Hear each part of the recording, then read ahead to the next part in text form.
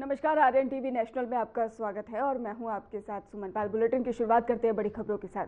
मुख्यमंत्री योगी आदित्यनाथ मथुरा पहुंचे और उनका आगमन ब्रिज तीर्थ विकास परिषद की बैठक में हिस्सा लेने के लिए हुआ है, जहां पर बैठक में मथुरा और ब्रिज के क्षेत्र में धार्मिक स्थलों के विकास, तीर्थ यात्रियों के लिए सुविधाओं और इसके साथ ही सुधार और धार्मिक पर्यटन को बढ़ावा देने पर चर्चा होगी। मुख्यमंत्री ने स्थानीय अधिकारियों और परिषद के सदस्यों के साथ में विकास योजनाओं की समीक्षा की है। उन्होंने मंदिरों और घाटों और अन्य तीर्थ स्थलों में सफाई, सुरक्षा और यात्री सुविधाओं को लेकर भी बेहतर बनाने पर जोर दिया है। आपको बताते चले कि ये बैठक खास मानी जा रही है, ब्रिज क्षेत्र के समग्र विकास के लिए महत्वपूर्ण मानी जा रही है।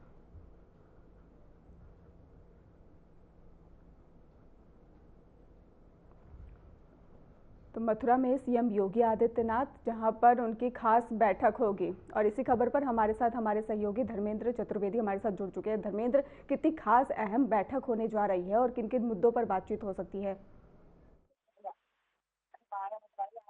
उत्तर प्रदेश के मुख्यमंत्री योगी आदित्यनाथ मथुरा दौरे पर आए हुए हैं। मुख्यमंत्री योगी आदित्यनाथ वृंदावन में ब्रज तीर्थ विकास परिषद की बैठक में भाग ले रहे हैं। उत्तर प्रदेश ब्रज तीर्थ विकास परिषद की 8वीं बैठक वृंदावन में आयोजित की गई है। इस बैठक में ब्रज के विकास और ब्रज के विकास को लेकर गहन मंथन और विचार विमर्श किया जा रहा है। फिलहाल बैठक अभी जारी है। बैठक के बाद मुख्यमंत्री योगी आदित्यनाथ अन्नपूर्णा योजना का निरीक्षण करेंगे। उसके बाद श्री कृष्ण स्थान पर दर्शन के लिए जाएंगे। मुख्यमंत्री के मथुरा वृंदावन दौरे को देखते हुए पुलिस प्रशासन ने चाक चौबंद इंतजाम किए हैं। कड़ी सुरक्षा व्यवस्था के मध्य मुख्यमंत्री योगी आदित्यनाथ श्री कृष्ण स्थान पर दर्शन के लिए पहुंचेंगे। बिल्कुल धर्मेंद्र, अगर देखा जाए तो तीर्थ यात्रियों की सुविधाओं पर भी ध्यान दिया जाएगा। कौन कौन सी सुविधाएं हैं जो उनको देने की तैयारी की जा रही है? ब्रज क्षेत्र के विकास के लिए उत्तर प्रदेश ब्रज तीर्थ विकास परिषद का गठन किया जाता है। ब्रज तीर्थ विकास परिषद की 8वीं बैठक आज वृंदावन में आयोजित की गई है। इस बैठक में ब्रज क्षेत्र में और चौमुखी के विकास को तेज गति से किया जाए, इस पर गहन विचार विमर्श चल रहा है। मुख्यमंत्री योगी आदित्यनाथ ब्रज तीर्थ विकास परिषद के अध्यक्ष होने के नाते हुए इस बैठक में भाग ले रहे हैं और ब्रज के विकास के लिए विभिन्न योजनाओं पर अपनी मोहर लगा रहे हैं। जी धर्मेंद्र, आपका बहुत बहुत शुक्रिया हमारे साथ जुड़ने के लिए, अहम जानकारी देने के लिए। मुख्यमंत्री योगी आदित्यनाथ ने एक आधुनिक स्वास्थ्य सुविधाओं से सुसज्जित अस्पताल का उद्घाटन किया है और अस्पताल में नवीनतम चिकित्सा उपकरण और इसके साथ ही सुविधाजनक वार्ड और बेहतर इलाज व्यवस्था है। मुख्यमंत्री ने डॉक्टरों और कर्मचारियों को मरीजों की सेवा और उत्कृष्टता बनाए रखने का संदेश दिया है। उन्होंने साफ तौर पर कहा है कि ऐसे अस्पताल लोगों को बेहतर स्वास्थ्य सुविधा प्रदान करने में मदद करेंगे और क्षेत्र में चिकित्सा सेवाओं की गुणवत्ता बढ़ाएंगे। उद्घाटन अवसर पर ही स्थानीय अधिकारी और कर्मचारी और लोग मौजूद रहे। मुख्यमंत्री की उपस्थिति में यह अस्पताल स्वास्थ्य सेवा के क्षेत्र में एक महत्वपूर्ण कदम माना जा रहा है।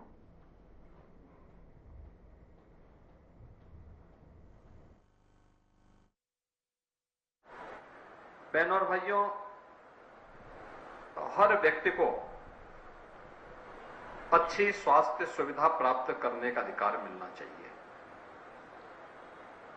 यह हर व्यक्ति का अधिकार है और किसी भी प्रभु संपन्न देश को यह सुविधा अपने नागरिकों को देनी चाहिए।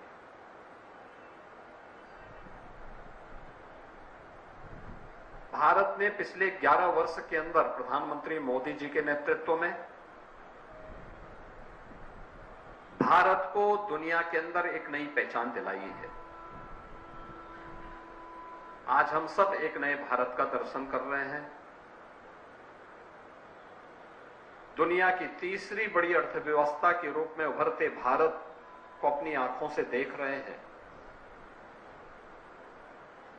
विरासत और विकास के एक अद्भुत समन्वय का स्वरूप अपने भारत के अंदर देख रहे हैं। तो समग्र विकास की वे सभी जो अवधारणाएं होती हैं उसको अपने आंखों के सामने साकार रूप से उद्घाटित होते हुए भी देख रहे हैं। क्या इंफ्रास्ट्रक्चर हो, हाईवे बन रहे हैं, एक्सप्रेसवे बन रहे हैं, पब्लिक ट्रांसपोर्ट के लिए मेट्रो का संचालन हो रहा है, रेलवे की नई नई लाइन भी तैयार हो रही है और नई टेक्नोलॉजी के साथ नए कोचेज भी रेलवे के नए वाहन के रूप में वंदे भारत, नमो भारत, अमृत भारत जैसी ट्रेन्स भी आज देश के अंदर हम सबको देखने, जानने और उनमें यात्रा करने का आनंद प्राप्त हो रहा है। एयर कनेक्टिविटी जितनी तेजी के साथ देश के अंदर प्रारंभ हुई, अद्भुत है। यानी इस देश ने 70 वर्षों में जितनी वायु सेवा के लिए एयरपोर्ट्स और सुविधा बढ़ाई, प्रधानमंत्री मोदी जी के नेतृत्व में मात्र 10 वर्ष में उससे ज्यादा एयरपोर्ट बने हैं, उससे ज्यादा वायु की सेवाएं देश के अंदर उपलब्ध करवाई गई हैं। हेल्थ के सेक्टर में अटल जी के समय केवल एक एम्स था, अटल जी ने उसे 6 पहुंचाया और मोदी जी ने उनकी संख्या 23 तक पहुंचा दी। IIT, IIM, NIT, IIIT, इनकी एक लंबी श्रृंखला देश के अंदर खड़ी हुई। स्वाभाविक रूप से देश आगे बढ़ रहा है तो देश की सबसे बड़ी आबादी का राज्य क्यों पीछे रहे। हम लोगों ने भी उस दिशा में प्रयास प्रारंभ किया। आज उत्तर प्रदेश 2017 के पहले उत्तर प्रदेश में केवल 17 मेडिकल कॉलेजेस काम करते थे। आज हम उत्तर प्रदेश के अंदर 81 मेडिकल कॉलेज का संचालन उत्तर प्रदेश भर में हम कर रहे हैं। जब 17 मेडिकल कॉलेज थे तो उत्तर प्रदेश में अंदर 1 डिस्ट्रिक्ट 1 माफिया जरूर हावी था, मेडिकल कॉलेज नहीं थे। ये सोच होती है, लोगों की सोच, सरकारों की सोच। उनकी सोच माफिया तक सीमित थी, उन्होंने माफिया पैदा किए। हमने कहा नहीं, स्वास्थ्य की सुविधा हर नागरिक को चाहिए, तो डबल इंजन सरकार ने हर डिस्ट्रिक्ट के लिए एक मेडिकल कॉलेज की सुविधा देने की प्रक्रिया को आगे बढ़ाया। आज उसी का परिणाम है कि 81 मेडिकल कॉलेज आज प्रदेश भर में संचालित हो रहे हैं। 2 एम्स संचालित हो रहे हैं, एक गोरखपुर में, एक रायबरेली में। प्रदेश के अंदर डबल इंजन की सरकार का परिणाम क्या हुआ कि सरकार के द्वारा विकास के साथ साथ वेलफेयर की जो स्कीम लागू की गई, उससे 6 करोड़ से अधिक लोग गरीबी रेखा से ऊपर उठ करके सामान्य जीवन यापन कर रहे हैं। एक समय था जब कोई व्यक्ति बीमार होता था, पूरा परिवार में कोहराम मच जाती थी। परिवार अपना पूरा सामान गिरवी रखने के लिए मजबूर होता था।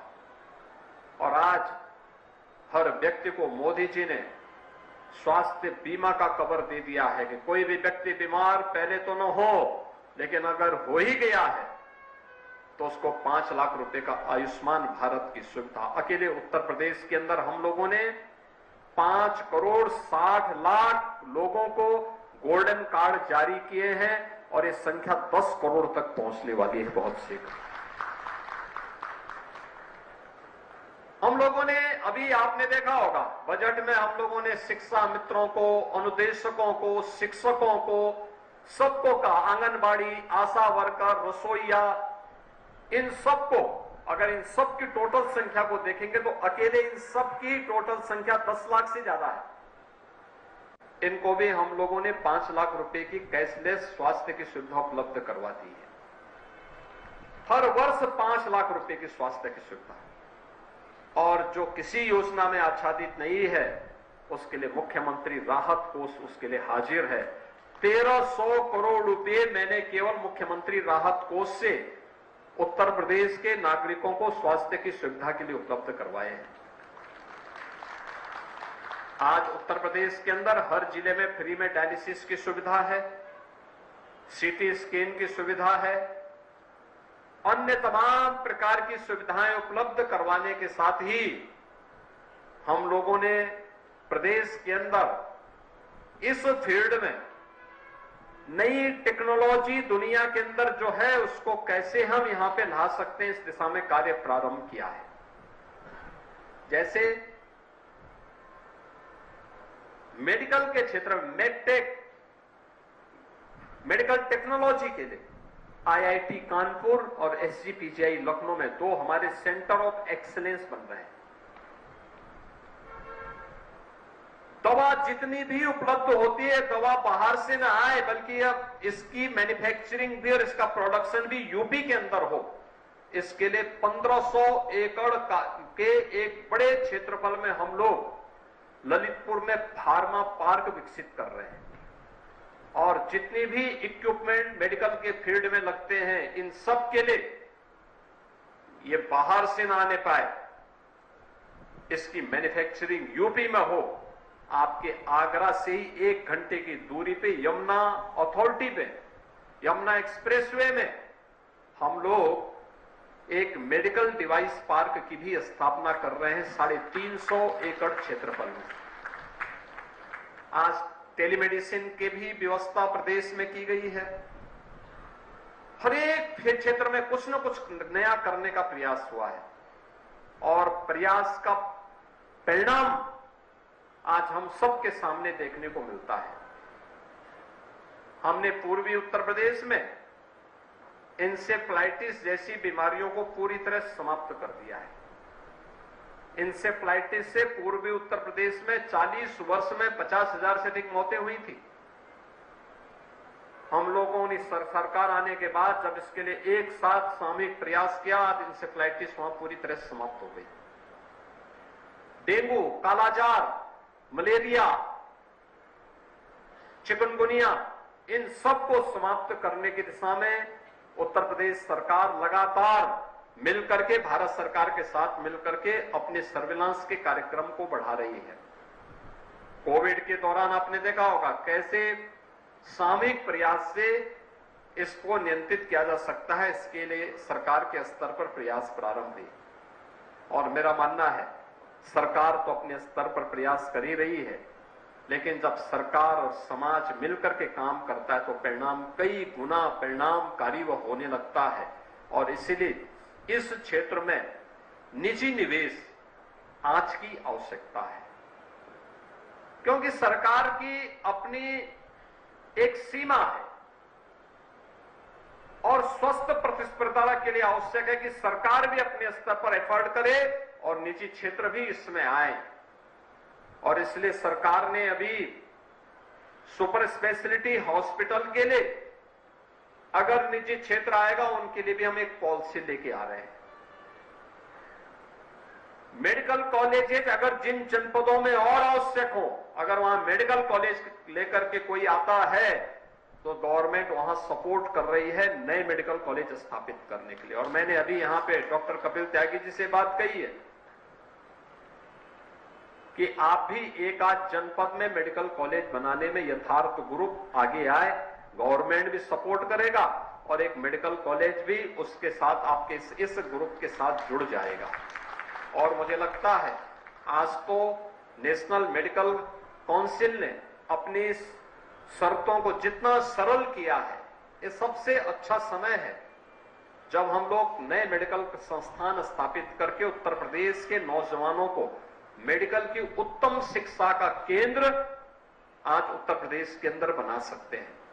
सरकार इसमें पूरा सहयोग करने को तैयार है। याद करना, जब सरकार, समाज और संस्थाएं एक साथ एक दिशा में सोचना प्रारंभ करती हैं तो उसका परिणाम विश्वास में बदलता है और यह विश्वास ही हम सबकी सबसे बड़ी पूंजी होनी चाहिए। उस पूंजी के लिए लोगों को प्रयास करने होते हैं। आज उत्तर प्रदेश उसके लिए उस विश्वास का एक प्रतीक बना है और मैं यथार्थ रूप से कहूंगा कि दोनों भाई यहां पे डॉक्टर अजय त्यागी जी भी, डॉक्टर कपिल त्यागी जी भी, दोनों की धर्मपत्नी भी डॉक्टर हैं और माता पिता का सानिध्य भी है और पूज्य विजय कौशल जी महाराज जैसे संतों का भी उनके ऊपर आशीर्वाद है। तो फिर कमी किस बात की? इन्हें आगे बढ़ना चाहिए। यथार्थ अपना परिणाम अवश्य देगा, इसमें कोई संदेह नहीं होना चाहिए। और इसीलिए अपनी शुभेच्छा प्रदान करने के लिए मैं भी, कृपाशंकर जी भी, धर्मपाल जी भी, हमारे दोनों मंत्री, केंद्रीय मंत्री, सभी माननीय विधायक गण एक साथ इस कार्यक्रम में यहां पर उपस्थित हुए हैं। यथार्थ ग्रुप को इस 8वीं सिद्धि के लिए मैं अपनी शुभकामनाएं देता हूं और विश्वास करता हूं कि स्वास्थ्य से बढ़कर के कुछ नहीं, लोगों को अच्छा स्वस्थ जीवन दे करके जो पुण्य आप अर्जित करेंगे उसको हमें अपने साथ जोड़ना चाहिए। और इसीलिए हमारा प्रयास होना चाहिए कि स्वास्थ्य की सुविधा सही हो, सस्ती हो और विश्वसनीय भी हो, जिससे हर व्यक्ति इस चीज का एहसास कर सके। और गवर्नमेंट इसके लिए पूरा सपोर्ट आपके साथ देने को तैयार है।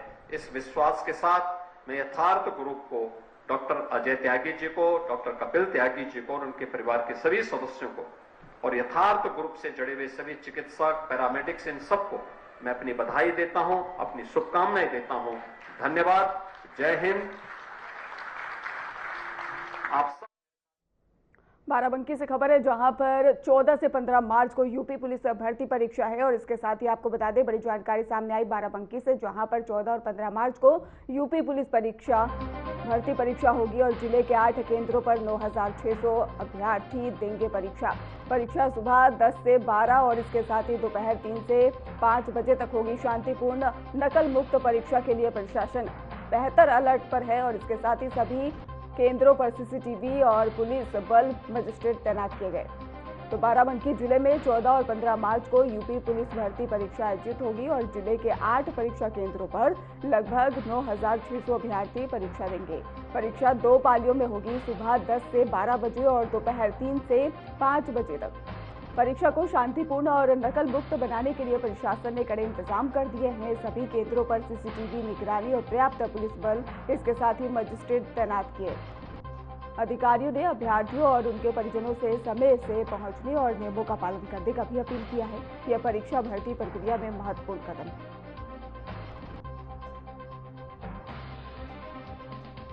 तो बाराबंकी से आपको खबर बता रहे हैं जहां पर परीक्षा को लेकर सतर्क नजर आ रहे हैं।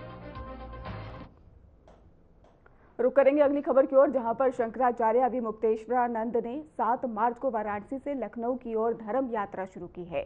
उन्होंने गंगा के किनारे गौ माता की पूजा और शंखनाद कर यात्रा का शुभारंभ किया। भक्तों ने पुष्प वर्षा कर उनका स्वागत किया है। यात्रा जौनपुर, सुल्तानपुर और रायबरेली से होकर 11 मार्च को लखनऊ पहुंचेगी। शंकराचार्य ने गौ माता को राष्ट्रमाता का दर्जा देने के लिए 40 दिन का समय दिया था, जो कि 11 मार्च को पूरा हो रहा है और गंगा किनारे गौ भक्तों के साथ में संकल्प लिया गया। प्रशासन की ओर से अभी तक कोई भी अनुमति नहीं मिली है।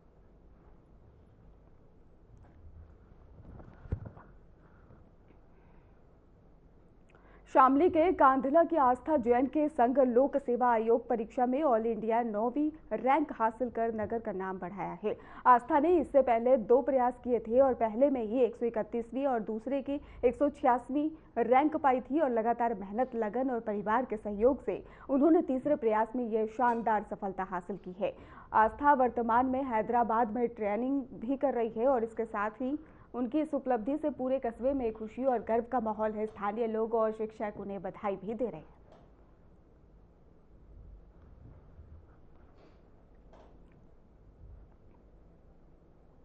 झांसी में ट्रैफिक पुलिस ने सड़क सुरक्षा नियमों का पालन और उल्लंघन करने के खिलाफ बड़ी कार्रवाई की है। बता दें, टीआई देवेंद्र शर्मा के नेतृत्व में एलाइट चौराहा और क्राफ्ट मेला मैदान, गोविंद चौराहा, कुशीनगरपुरा में भी यहां पर सघन चेकिंग अभियान चलाया गया, जहां पर बिना नंबर प्लेट और मॉडिफाइड साइलेंसर वाली बुलेट मोटरसाइकिलों पर कार्रवाई करते हुए 2 बाइकों सीज भी की गई हैं और कई पर चालान भी काटे गए हैं। इसके साथ ही 92,000 रुपए का जुर्माना लगाया गया है।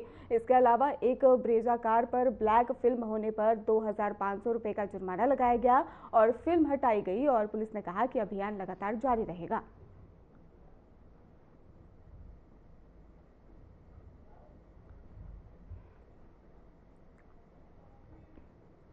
बाराबंकी के नगर कोतवाली क्षेत्र में अधिवक्ता चंदेश वर्मा को गोली मार दी गई और उन्हें गंभीर हालत में ट्रामा सेंटर में भर्ती कराया गया। चंद्रेश वर्मा सफदरगंज के निवासी हैं और प्रारंभिक जानकारी के अनुसार बताया गया मामला घरेलू जमीन विवाद से जुड़ा हो सकता है और वहीं पर पुलिस ने मौके पर पहुंचकर जांच शुरू कर दी है। आरोपी की तलाश की जा रही है और इससे पहले जिले में अधिवक्ता पर हमले की घटनाएं हो चुकी हैं। लगातार हो रही गोलीबारी और विवादों ने जिले की कानून व्यवस्था पर सवाल खड़े कर दिए हैं और पुलिस की सख्त कार्रवाई पर निगाहें टिकी।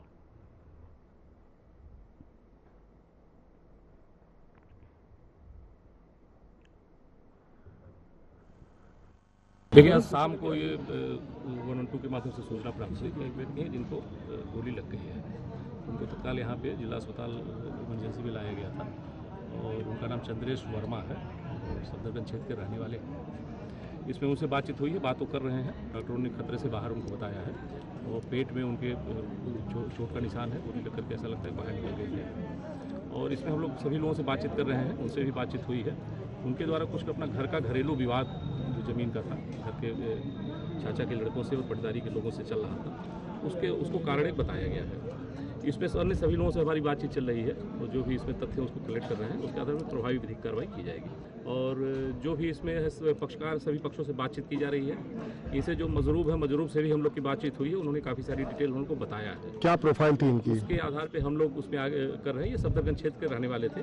बाकी चीज़ें और हम लोग इन्वेस्टिगेट कर रहे हैं और आगे जो तथ्य निकल कर आएंगे उसके आधार पर विधिक कार्रवाई की। प्रोफाइल क्या थी? प्रोफाइल इनकी क्या थी? इनसे हम लोग कर रहे हैं, बातचीत कर रहे हैं। यहाँ बाहर से भी जुड़े हुए थे। अच्छा। और इसमें और भी उनके संबंध कई चीज़ें मिली है, जानकारी मिली है। जो घटना की पृष्ठभूमि है उसके बारे में भी उन्होंने स्वयं काफ़ी जानकारी दिया है। तो इसमें पूरी घटना हम लोग इन्वेस्टिगेट कर रहे हैं और जो तथ्य निकल करके आएंगे उसके आधार पर इन्होंने ही बताया है कि जो उनका जमीन का पैतृक जमीन का विवाद चाचा और चाचा के लड़कों से चल रहा था, उसको एक कारण उन्होंने बताया। उसके बारे में महत्वपूर्ण जानकारियाँ दी हैं। तो हमारी टीम उस पर लगी हुई है और उसके बारे में जो डॉक्टरों के द्वारा बताया गया खतरे से बाहर है और बातचीत कर रहे हैं। इनके द्वारा काफ़ी सारी बातें बताई गई हैं घटना के बारे में और जो भी तथ्य इनके द्वारा बताया गया उसको। बहराइच के सुजोली थाना क्षेत्र के कारीकोट आजमगढ़ पूर्वा में एक दुखद घटना घटी है। घर के आंगन में खेल रहे 7 वर्षीय रघुवीर का अचानक तेंदुए ने उस पर हमला कर दिया और बच्चे को गंभीर चोटें भी आई हैं। मौके पर ही उसकी मौत हो गई और शव गन्ने के खेत से बरामद किया गया।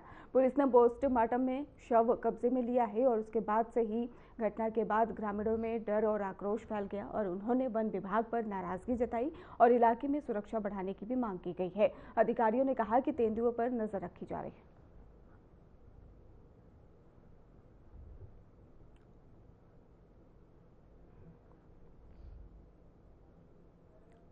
अंबेडकर नगर के टांडा कोतवाली क्षेत्र के हसनपुर के पास में पुलिस और अपराधी प्रेमचंद्र के बीच में मुठभेड़ हुई।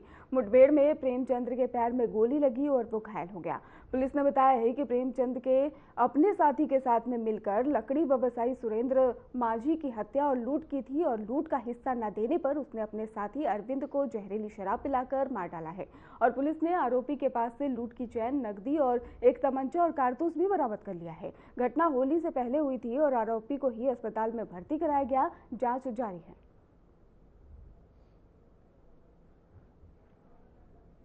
फिलहाल खास बुलेटिन में बस इतना ही। आप देखते रहिए RN TV नेशनल।